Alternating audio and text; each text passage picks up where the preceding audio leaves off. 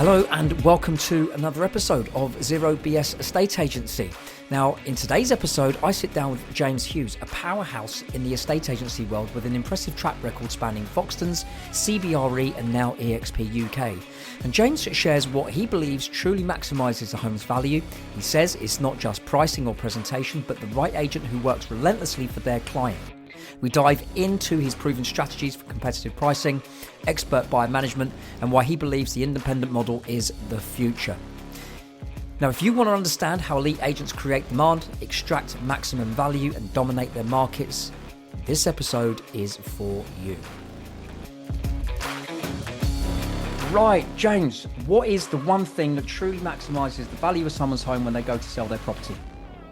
That is myself, the independent estate agent. You can discuss presentation, you can discuss pricing, but the one thing that really maximizes the true value is appointing a very good, hardworking, independent agent who cares, who's passionate, who gives a bloody crap about what the client's result is. Yeah, so it's quite a hard question to give one answer, but I think the agent can advise you on all of those things. So to answer your question, that's me or the independent agent who the client is hopefully going to appoint.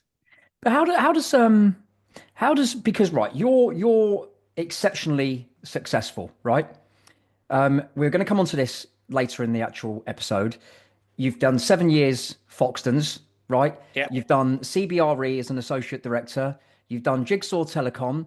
It's in February. It's almost 3 years now. EXP, right? Yeah, coming up to the anniversary in February.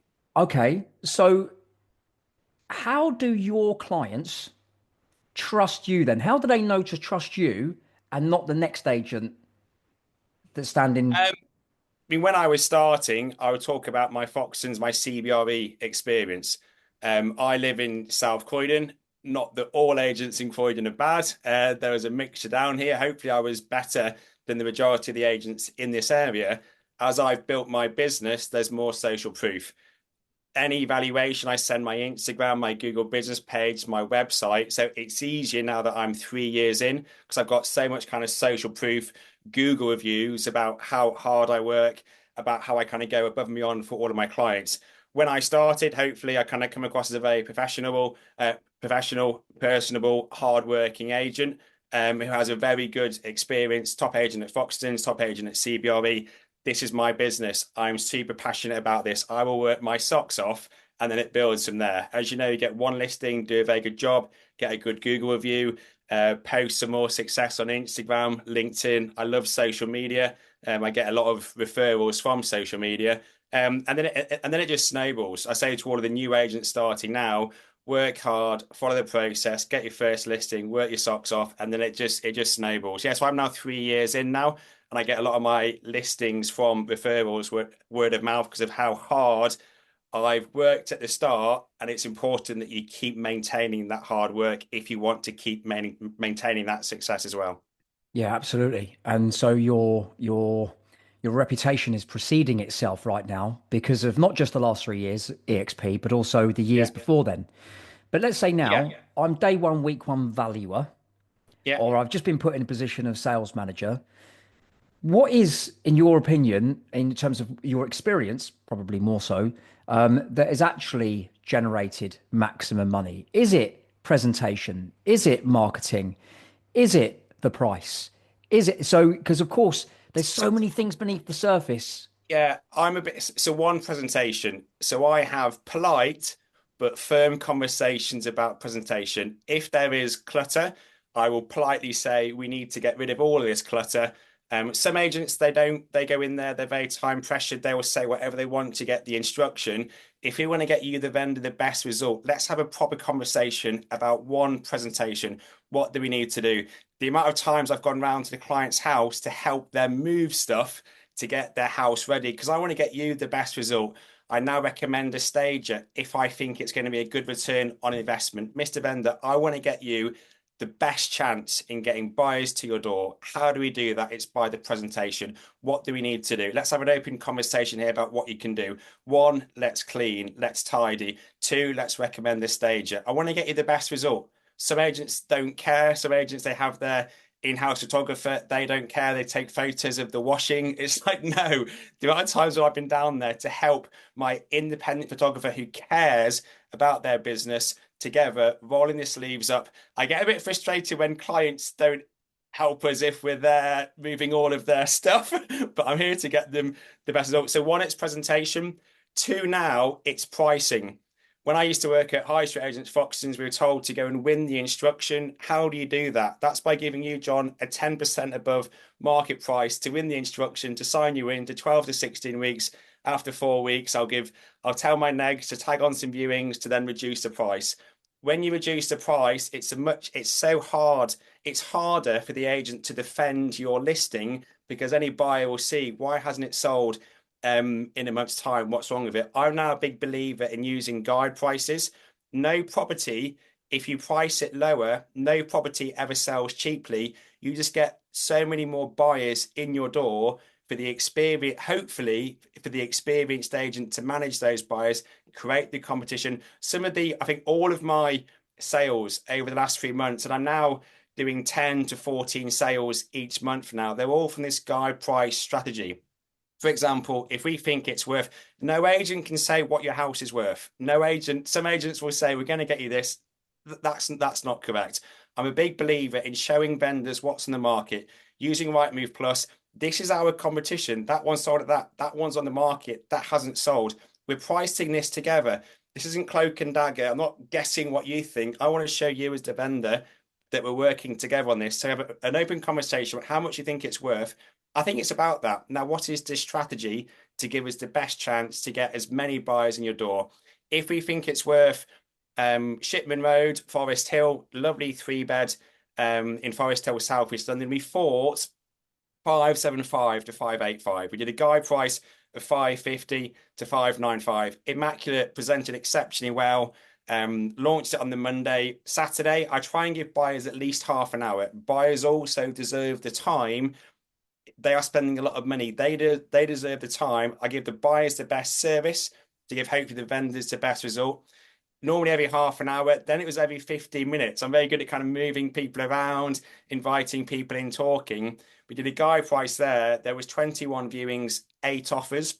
I could then work on the 4 strongest offers to advise it's a guide price up to this, but actually there are some buyers indicating they are going to go above that. And then that one sold in the end at 625 because that was a guide price of 550 to 595, presented immaculately well, created the competition. So it's presentation, then also the pricing strategy. Then obviously the third thing, an experienced agent managing those buyers compared to a high street agent. As you know, you'll meet the charming manager.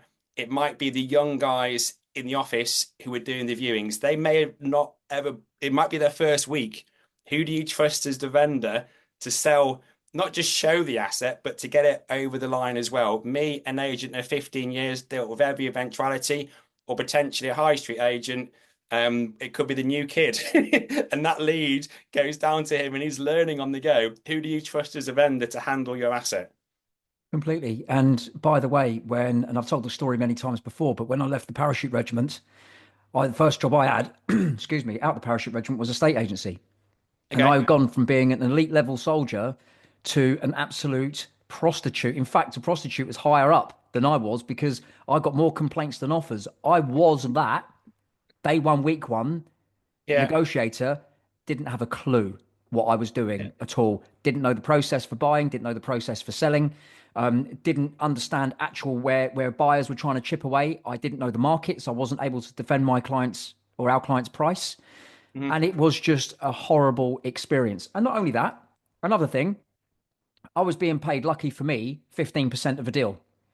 And lucky for me, the area was quite buoyant. But if it Mhm. wasn't buoyant and the prices weren't that high and I was being paid 10%, Yeah. am I actually going to be a true, proper, legitimate estate agent such as yourself who has got the experience? And I suppose, without blowing too much smoke up your backside, but when you have experience at Foxtons 7 years, what that Yeah. tells me immediately, that on the CV shows massive motivation to actually not just go into the lion's den, right? But actually be motivated to work all the hours God sends because that's almost expected of you at Mhm. Foxtons. but you've done it for 7 years, and Yeah, then you've done Foxtons. CBRE, and then you've done. Do you know what I mean? So Yeah, so yeah. it's again that precedes itself as well. Yeah, I'm so grateful for where I've worked. Foxtons, I loved it. Great contacts that I've made, amazing work, amazing training, amazing structure. If you start there, you're set up for life. Yes, I'm very grateful for my time there. I worked very hard. I was the first ever lettings negotiator in the South Division to ever hit the supercar target, nicknamed the Machine. I won all the awards at the awards night, and that's just from working hard following the process. So very grateful for my Foxtons days. Yeah, right. Now, if we look at presentation, pricing, actually the agent managing the process. So that process is from day one, week one, before the property goes to market, to the point it actually hits the market, to the point that, and that's one of the things you raised there, which I absolutely love, is that what is the favorite question for most buyers? That is, has there been much interest? Now, Mhm. that is the agent's nemesis because when an agent says yes, the buyer is thinking, well, why hasn't it sold yet? To your point, it's been on the market. Well, if other buyers don't want it, I don't want it, right? Yeah. Versus what you are doing, which is why you're saying your process is working so well, is because buyers are not stupid. They Mhm. understand the market very, very well for the band of property that they're looking for. Yeah. And when they see other buyers, it's not you. You don't have to say, oh, the market's really buoyant. Buyers can see it because you've Mhm. created a market for your clients. Yeah. Yeah. Yeah. It's a very compelling case. If buyers can see people going in there, obviously, I wish it was, I don't want to say easy because there's a lot of work that goes into that. And then sometimes it doesn't work that way. And then you're having to work your socks off. You're cross-selling, you're reaching out to the EXP organization, you're trying all that you can to get a buyer in that door, but you are on the back foot slightly if a buyer says, how long has it been on the market for? A month. You're then trying a bit hard. I always try hard, but yeah, you're Yeah. on the back foot slightly if it has been online for a month. And that comes by giving the correct advice to vendors. Look, I'm very data driven. This is what's going on. These are the stats online. This is how many inquiries you've had. I'm trying all that I can here. And then you then have to obviously manage the vendor's expectations slightly as the process goes on, which is another skill as well. Yeah, but it is literally for when a seller goes to sell their home, if you're a developer and this is something you're doing regularly and often, right? Then it's like being a midwife after your thousandth birth. It's just another kid, right? Yeah. Versus your first time, which is like, oh my God, this is epic. My legs are shaking. I'm super excited. I can't believe that's just happened. How wonderful is that? And that is, for most sellers, that is the experience. And if the agent gets, in my opinion, the event wrong and is selling the tickets too high and no one turns up, it's going to Yeah. be a very painful experience. But Hmm. if you are managing that, as you do, correctly, and you do the job well, it means that you're not chasing, you're attracting. And if you're Yeah. attracting, what are your what's your opinion on when you have got 3, 4 buyers in the mix? You have a duty of care to all of them. You've Hmm. chosen the best buyer for the seller, not necessarily the one that's offered the most, right? Yeah. To make sure that deal goes through. But do you think buyers actually go, right, what's the process? What do I need to do? When do you need me to do it? How quickly do I need to do it? What, like getting all my paperwork in place. What's your view on that? Is that correct or not correct? Um, I've had a case recently where naively I thought the vendors and the buyers know the process. And now, as independent agents, a lot of us have sales progressors.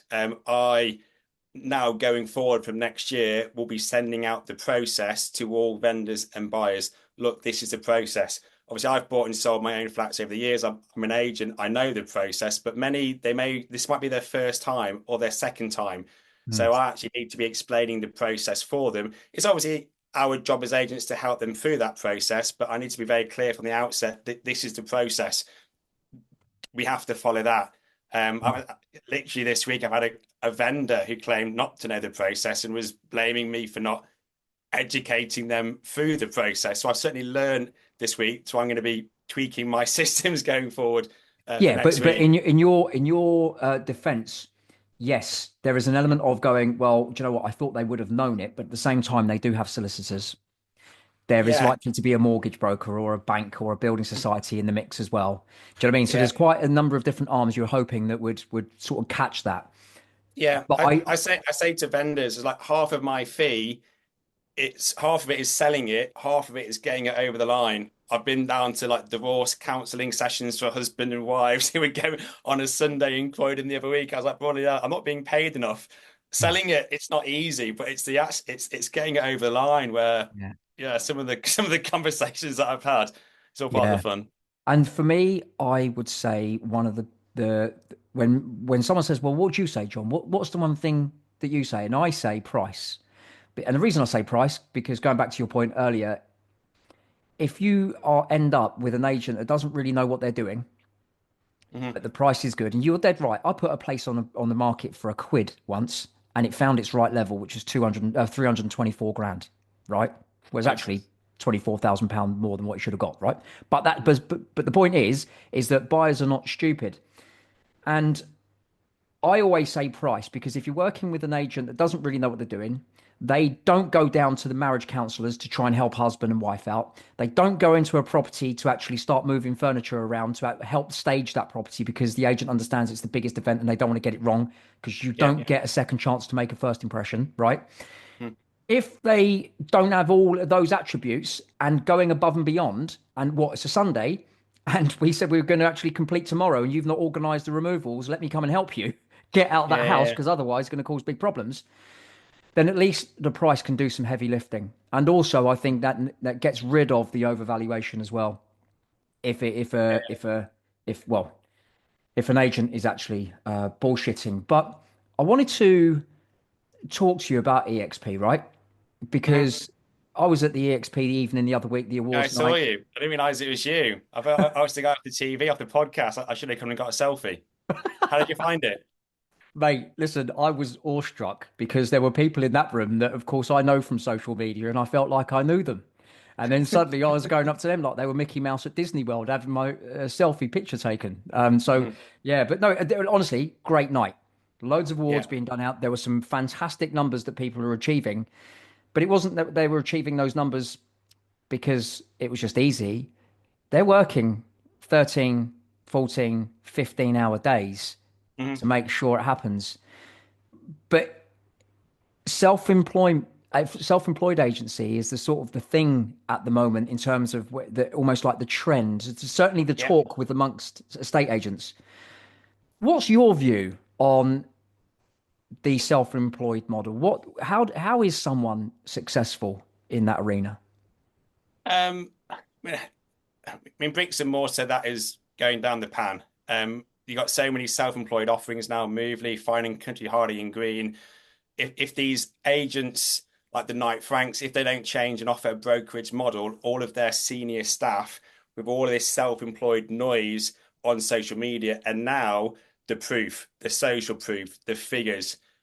People are now more aware of social media, so of self-employment. So it's only going one way. Look, it's not easy. I am a hard worker. I'm a hard worker. I've got a little buy-to-let portfolio, but I'm not really an entrepreneur. I'm not really a I can't create a business. That's why I love EXP because EXP gives you the business in a box. If you work hard at it, that is the business.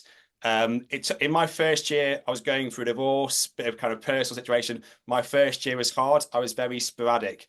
Jonathan Woods, who introduced me to EXP, we were the kind of first guy, some of the first guys in London. We didn't know what to do. We were on Canva doing leaflet design, like, what is this?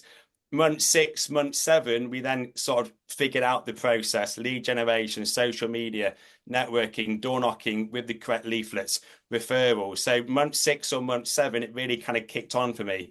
It's just working hard. Now, our organization, I've got 49 agents in my organization. I say to these guys, look, this is the process. Work hard, follow the process, work your socks off, and then the results come. So all of our agents who are joining now, the results they are achieving is so much better than our first year because we know what to do now. And it's entirely your business. You can do whatever you want to do. And if you want to do one deal a year, happy days, it's your business. But if you follow the process, work hard, and we'll do all that we can, there are some awesome figures now producing, as you saw at the awards night when you were there last week.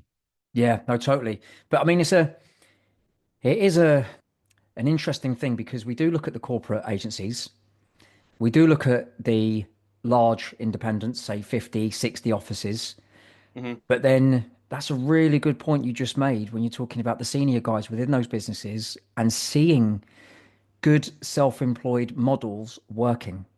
Yeah, And yeah, yeah. If the high street agents to big corporates, the night CBRE already do the affiliate model. I used to work there. They did the affiliate model. Awesome place to work. The Knight Franks, the Jane Lang LaSalle, if they don't offer this brokerage model, all of their senior staff, they're going to go self-employed because now they realize people like myself and other people are doing very well. It's not easy, but there's a lot of kind of social proof there. When I meet people, I'm very honest with the figures. I started at zero. I'm now doing life-changing money. I follow the process and I'll help you. I was like, bloody hell, that's that's pretty compelling. I was like, yeah, I'm not anything special. I've just worked my bloody socks off.